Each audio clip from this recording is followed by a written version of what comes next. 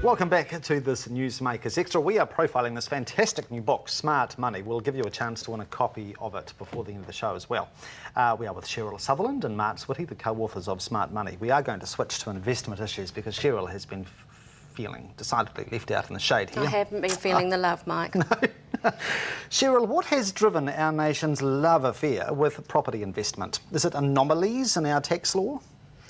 Well, yes, that's certainly a factor, and a lot of people are investing in property based primarily on the tax breaks.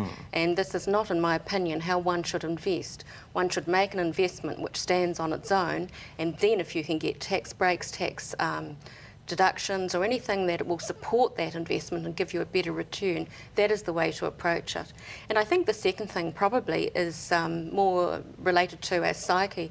Many of our parents and grandparents came out here and all they wanted was to own property, and we love that touchy-feely bricks and mortar kind of structure, so this is why. How many taxpayers would currently own residential property as a long-term investment in this country? I would say it'd be close to 2/3. Would you have a firm figure on that, Martz? I only have a gut feeling, and I would argue it's significantly more than not. Right. So 66 would fit with me. Yeah. I want to have a quick look at fixed interest investments and some tips to bear in mind. First of all, term deposits. You highlight in the book the wonder of compounding interest. And you give a very good example of, and I think it's the 6% term deposit as opposed to, now how does it work? No, the 7% term deposit, is it? Versus 6% compounding quarterly. And how the latter is far more preferable. Why so? Explain this to me. Oh, okay. Basically what happens when the interest is compounded will affect the growth of the investment. So if you have an offer where interest is compounded quarterly rather than annually, the possibility, depending on the interest rate, is that you will get more than an annual compounding rate.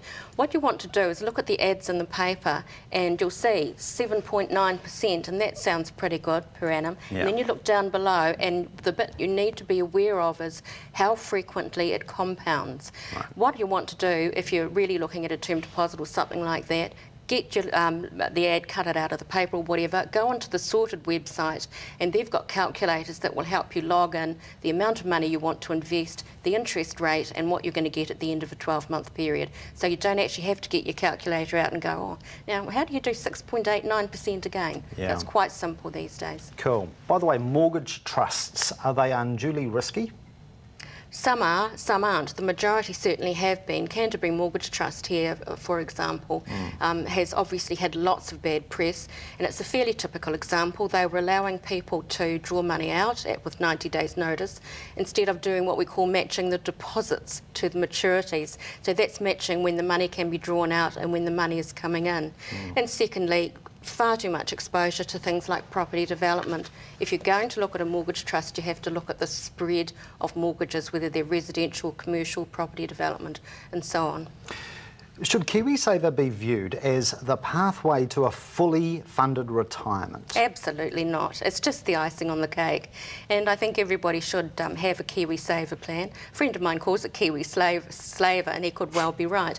But look, the government's going to give you $1,000. That's coming out of your tax money. It's going to give you other tax credits, which is again coming out of your tax money. So it makes sense to go into it. So I suggest to my clients, just do the minimum and then do other investment elsewhere. The second reason for that is that a lot of, or pretty well all the KiwiSaver funds, apart from one which we won't name because we've all read about it in the paper, are pretty vanilla flavoured, and they're never going to give you a great return. So you need to look for better returns elsewhere when you're saving for the longer term. Why should long-term retirement portfolios be heavily weighted in favour of shares? Because equities will give you the best return over a longer period of time, and I'm talking like 7 years plus. That's well documented and well proven, even above property.